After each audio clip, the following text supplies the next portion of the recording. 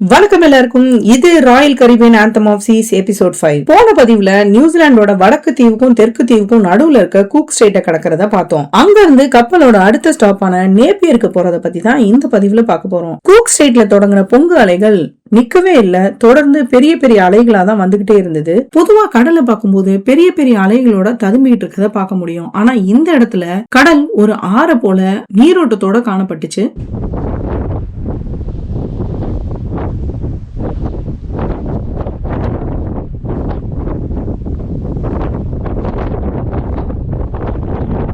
கூக் ஸ்ட்ரெயிட்ல இருந்து நேப்பியருக்கு போற வழியில இருக்க இந்த பாதையில கடல் கடியில உள்ள நிலப்பரப்பு வடக்கு தீவை ஒட்டி ரொம்பவே கரடு முரடா இருக்கிறத பார்க்க முடியும். அதுக்கு காரணம் இந்த இடத்துல உள்ள ஃபால்ட் லைன் தான். இந்த இடத்த ஹிக்குராங்கி சப்டக்ஷன் ஜோன் அப்படின்னு அழைக்கிறாங்க. இந்த இடத்துல ஆஸ்திரேலியன் டெக்டானிக் பிளேட்டுக்கு அடியில வளைஞ்சு போயிட்டு இருக்கு பசிபிக் டெக்டானிக் பிளேட். வளைஞ்சு போயிட்டு இருக்க இந்த பசிபிக் டெக்டானிக் பிளேட் நிமிர்ற பட்சத்துல நியூசிலாண்டோட வடக்கு தீவோட கிழக்கு கடற்கரை பகுதிகளில் உள்ள நிலப்பரப்பு மேல் நோக்கி எழுப்பப்படும் அப்படின்னு சொல்றாங்க. இது ரிக்டர் அளவுல 8ல இருந்து 9 அளவு உள்ள நிலநடுக்கத்தையும் ஏற்படுத்தும்னு எதிர்பார்க்கப்படுது. அதோட பெரிய பெரிய சுனாமி அலைகளும் நியூசிலாண்டோட வடக்கு தீவை தாக்கும்னு சொல்றாங்க. நம்ம இப்ப நீங்க மேப்ல பாக்குற இந்த இடத்தை தான் கடந்து போயிட்டு இருக்கோம். இந்த இடத்தோட பேரு கேப் கிட்னாப்பர்ஸ். என்ன ஒரு இடத்துக்கு கேப் கிட்னாப்பர்ஸ் அப்படின்னு பேர் வச்சிருக்காங்கன்னு நீங்க கேட்கலாம். இந்த இடத்துக்கு வெள்ளக்காரங்க வச்ச பேர் தான் கேப் கிட்னாப்பர்ஸ். அதுக்கான காரணம் இங்க நடந்த ஒரு விஷயம் தான். 1769ல லெப்டினன்ட் ஜேம்ஸ் குக் அப்படின்றவரு நியூசிலாந்துக்கு கப்பல்ல வராரு. இவர் கூட தகித்தியை சேர்ந்த டியாட்டா அப்படின்றவரை மொழிபெயர்ப்பாளரா கூட்டிட்டு வராரு. இந்த மொழிபெயர்ப்பாளர் டியாட்டாவை நியூசிலாண்டோட பூர்வக்குடி மக்களான மௌரி மக்கள் கடத்த முற்பட்டதா சொல்றாங்க. கடத்தல் முயற்சி இந்த இடத்துல தான் நடந்திருக்குன்னு சொல்லப்படுது. அதனாலதான் இந்த இடத்த கேப் கிட்னாப்பர்ஸ், அதாவது பூர்வக்குடிகளான மௌரி மக்களை கிட்னாப்பர்ஸ் அப்படின்னு சொல்லிதான் இந்த இடத்துக்கு கேப் கிட்னாப்பர்ஸ் பேர் வச்சிருக்காங்க. இந்த சண்டையில மொழிபெயர்ப்பாளர் டியாட்டாவை காப்பாத்துறதுக்காக கடத்த வந்த பல மௌரி மக்களை லெப்டினன்ட் ஜேம்ஸ் குக்கோட கப்பல் படை சுட்டு வீழ்த்தி இருக்கு. இது வெள்ளக்காரங்களோட கதை. நம்மளோட இருப்பிடத்தை பொறுத்துதான் நம்மளோட உடல் அமைப்பு, நம்மளோட நிறம் எல்லாமே அமையுது. இந்த இடத்தை சேர்ந்தவங்க இப்படிதான் இருப்பாங்க அப்படின்றத பார்த்த உடனே சொல்லிட முடியும். அது மாதிரிதான் பசிபிக் தீவுல உள்ள மக்கள் எல்லாருமே பாக்குறதுக்கு கிட்டத்தட்ட ஒரே மாதிரிதான் இருக்காங்க. தகித்தி மக்களும் பாக்குறதுக்கு கிட்டத்தட்ட மௌரி மக்கள் போலவே இருக்கிறாங்க. ஏன்னா இவங்களும் பசிபிக் தீவுகளை சேர்ந்தவங்க தான். தங்களோட இனத்தை சேர்ந்த ஒருத்தரை வெள்ளக்காரங்க கடத்திட்டு போறாங்கன்னு நினைச்சுதான் வெள்ளக்காரங்களோட கப்பலை பூர்வக்குடிகளான மௌரி மக்கள் தாக்க வந்திருக்காங்க. வெள்ளக்காரங்க கிட்ட இருந்து மொழிபெயர்ப்பாளர் டியாட்டாவை காப்பாற்ற முற்பட்ட பல மௌரி மக்கள் உயிரிழந்திருக்காங்க. இது மௌரி மக்களோட கூற்று. இந்த கேப் கிட்னாப்பர்ஸ கடல் அலைகள் ஆக்ரோஷமா தாக்குறத பார்க்க முடியுது. இந்த இடத்துல தொடர் கடல் அரிப்பு காரணமா இங்க இருக்கிற பாறைகள் தனித்தனியா நிக்கிறதையும் பார்க்க முடியுது. சில பாறைகள்ல பெரிய பெரிய ஓட்டைகள் இருக்கிறதும் தெரியுது. இதுல இப்படி தனியா வந்து நிக்கிற ஒரு பாறையை தான் சூறாமீனோட பல் மாதிரி இருக்கு அப்படின்னு சொல்லி ஷார்க் டூத் ராக் அப்படின்னு சொல்லி அழைக்கிறாங்க. தலைகீழ டைவ் அடிச்சு மீன் பிடிக்கக்கூடிய கார்னட் பறவைகள் இந்த இடத்துல அதிக அளவுல காணப்படுது. ஏன்னா இங்க இருக்க பருவநிலை காரணமா கடல் பறவையான கார்னட்டோட இருப்பிடமா இருக்கு இந்த கேப் கிட்னாப்பர்ஸ். சூறாவோட பற்களை போல தனித்தனியா நிக்கிற இந்த மலைகளோட மேலையும் இங்க இருக்கிற இந்த கலங்கரை விளக்கத்துக்கு பக்கத்துலயும் கார்னட் காலனியை பார்க்க முடியும்.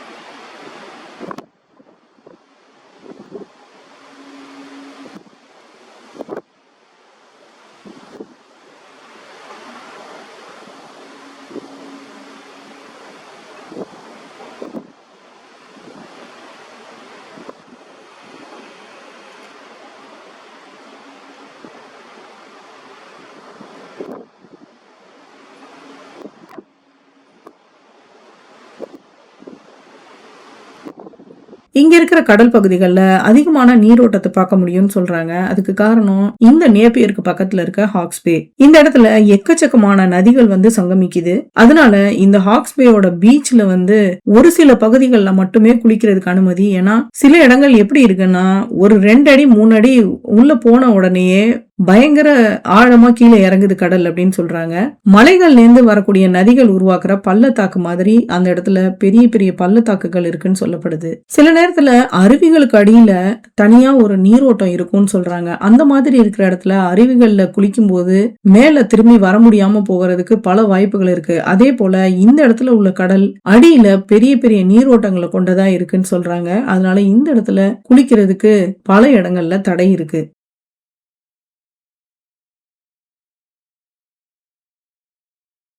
ஒரு வழியா நேப்பியருக்கு பக்கத்துல போயாச்சு. ஆனா நேப்பியரோட போர்ட்டுக்கு போனோம்னா பைலட் போட் வந்தாதான் போக முடியும். பைலட் போட்டுக்காக காத்திருந்த கப்பல் அந்த இடத்துக்கிட்டே மெதுவா நகர்ந்துகிட்டு இருந்தது. தூரத்துல இருந்து பார்க்கும்போது நேப்பியர் ஒட்டி இருந்த வீடுகள் பாக்குறதுக்கு ரொம்பவே அழகா தெரிஞ்சது.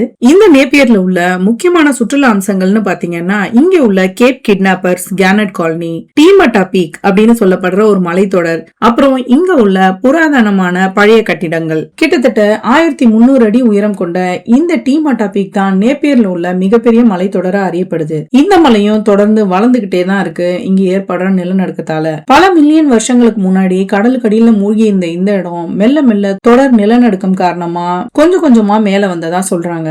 இதுக்கு ஒரு புராண கதையும் இவங்க சொல்றாங்க. மௌரிய மக்களோட தெய்வமான மாவி அவர் கையில உள்ள தூண்டில வச்சு இந்த வடக்கு தீவை தண்ணிக்குள்ள இருந்து தூக்குனதா சொல்றாங்க.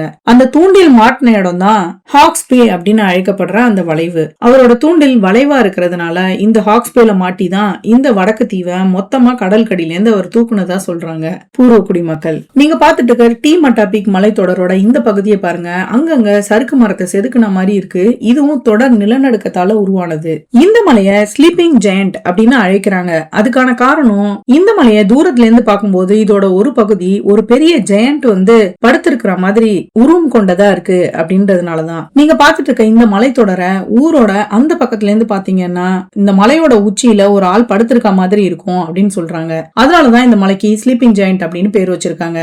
நீங்க இந்த மலையை உத்து பாத்தீங்கன்னா மலையோட இடது ஓரத்துல ஒரு ஆளோட தலை இருக்கிற மாதிரியே இருக்கும். இது இந்த பக்கத்துல இருந்து தெரிகிறது. இந்த தலை தான் அந்த பக்கத்துல இருந்து பார்க்கும்போது தலை, மலையோட உச்சி, உடம்பு மாதிரியும் ஆள் படுத்திருக்கிற மாதிரியும் தெரியுது. இதுக்கு பூர்வ குடிகள் ஒரு புராண கதையும் வச்சிருக்காங்க. இந்த மலையோட மேல படுத்திருக்க அந்த ஜெயண்டா சொல்லப்படுறவரு வைமாராமா அப்படின்ற கடலோர மக்களோட தலைவரா சொல்லப்படுற டீமட்டா. கடலோரத்துல வசிச்ச இந்த வைமாராமா மக்களுக்கும் சமவெளியில வசிச்ச ஹிரிடாங்கா அப்படின்ற மக்களுக்கும் போர் ஏற்படுது. கடலோர மக்களான வைமாராமா மக்களை அச்சுறுத்தலா நினைச்ச ஹிரிடோங்கா மக்கள் அவங்களை எப்படி ஒழிச்சு கட்டுறதுன்னு முடிவு பண்றதுக்காக பாக்கி பாக்கி அப்படின்ற இடத்துல ஒண்ணு கூடுறாங்க. இந்த கூட்டத்துல இருந்த ஒரு வயசான பெண்மணி பாக்கி பாக்கி ஊர் தலைவரோட மகளான அழகு மங்கை ஹைனீராக்குவ சமாதானம் பேசுறதுக்காக டீமட்டா ஊருக்கு அனுப்ப சொல்றாங்க. ஹைனீராக்குவோட அழகுல மயங்கின டீமட்டா அவங்க மேல காதல் வயப்படுறாரு. பராக்கிரமசாலியான டீமட்டாவோட நல்ல மனசை புரிஞ்சுக்கிட்ட ஹைனீராக்குவும் அவர் மேல காதல் வயப்படுறாங்க. ஆனா பழிவாங்குற எண்ணத்தோட இருந்த ஹிரிட்டோங்கா மக்கள் ஹைனீராக்குவையும் டீமட்டாவையும் பிரிக்க முயற்சி பண்றாங்க. டீமட்டா கிட்ட அவரோட காதலை நிரூபிக்க சொல்லி செய்யவே முடியாத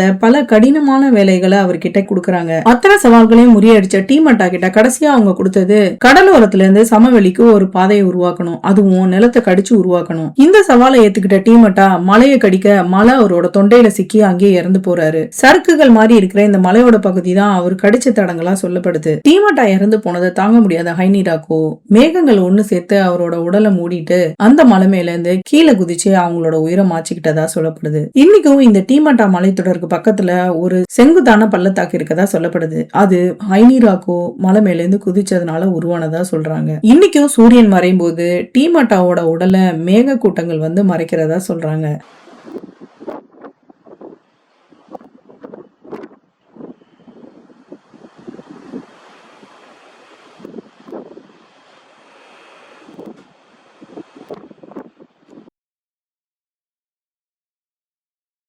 ரொம்ப நேரம் கழிச்சு பெரிய பெரிய அலைகளை கடந்து தள்ளாடி வந்துச்சு பைலட் போட். பைலட் போட் வந்த கொஞ்ச நேரத்திலேயே கப்பல் கேப்டன் கிட்ட இருந்து ஒரு மெசேஜ். பெரிய பெரிய அலைகள் வரதுனால இந்த நேப்பியர்ல போய் நம்ம இன்னைக்கு சுத்தி பார்க்க முடியாது அப்படின்னு சொல்லி போர்ட்டுக்கான சார்ஜ ஒவ்வொருத்தரோட அக்கௌண்ட்டுக்கும் ரிட்டர்ன் பண்ணிட்டாங்க. காலையில இருந்தே பெரிய பெரிய அலைகளை கடந்துதான் கப்பல் பயணிச்சிட்டு இருந்தது. ஆனா கேப்டன் இத சொன்னதுக்கு அப்புறம் கொஞ்ச நேரத்துல ரொம்பவே பெரிய பெரிய அலைகள் வர தொடங்குச்சு. கப்பல் எந்த அளவுக்கு ஆடுதுன்னு நீங்களே பாருங்க.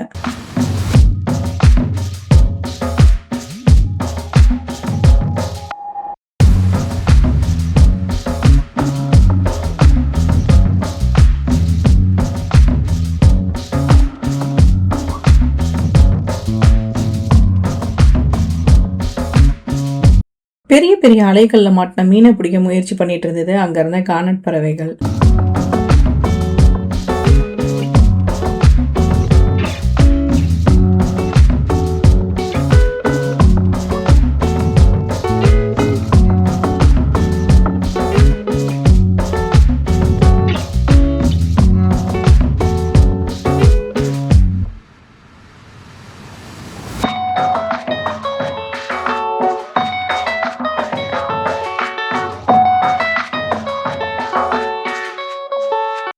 இப்ப நீங்க பாத்துட்டு இருக்க இந்த தீவோட பேரு தான் போர்ட்லாண்ட் ஐலாண்ட். வடக்கு தீவை சேர்ந்த இந்த சின்ன தீவுல மனித வசிப்பிடம் கிடையாது. நியூசிலாண்டோட வடக்கு தீவை ஒட்டி இருக்கிற இந்த தீவுல மனித நடமாட்டமே கிடையாது. ஆனா இங்க ஆடுகளை குமிச்சு வளர்க்குறாங்க. இந்த தீவை ஒட்டி இருக்கிற நிலப்பரப்புல கடல் நீர் வெளிர் நீல நிறத்திலையும் தீவுல இருந்து கொஞ்சம் தூரம் தள்ளி அடர் நீல நிறத்திலையும் காட்சியளிக்குது. இதுக்கான காரணம் தீவை ஒட்டி இருக்கிற இடங்கள் ஆழம் கம்மியா இருக்கிறதுனால சூரிய வெளிச்சம் எளிதா அந்த இடத்துக்கு போக முடியுது. அதனால அந்த இடத்துல வெளிர் நீளத்திலையும் கொஞ்சம் தூரம் தள்ளி ஆழமான இடத்துல அடர் நீளத்திலையும் கண்களுக்கு காட்சியளிக்குது.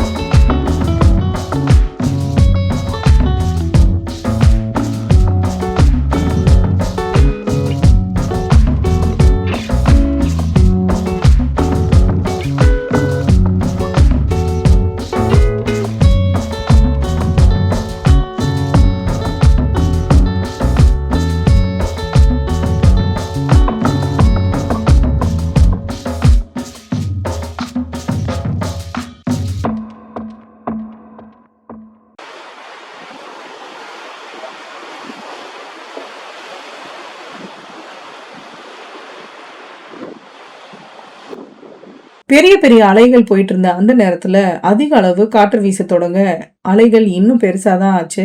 அலைகளோட சீற்றம் அதிகமாச்சு. கடல் நீர் மின்ற அளவுக்கு சூரிய வெளிச்சம், அதிக அளவு காற்று, பெரிய பெரிய அலைகள். இந்த சூழ்நிலையில டால்பின் மீன்களை கண்டிப்பா எதிர்பார்க்கலாம். சூப்பரா ஜம்ப் பண்ணிட்டு இந்த பக்கம் jumping. Look. Look. They are jumping. A lot of them.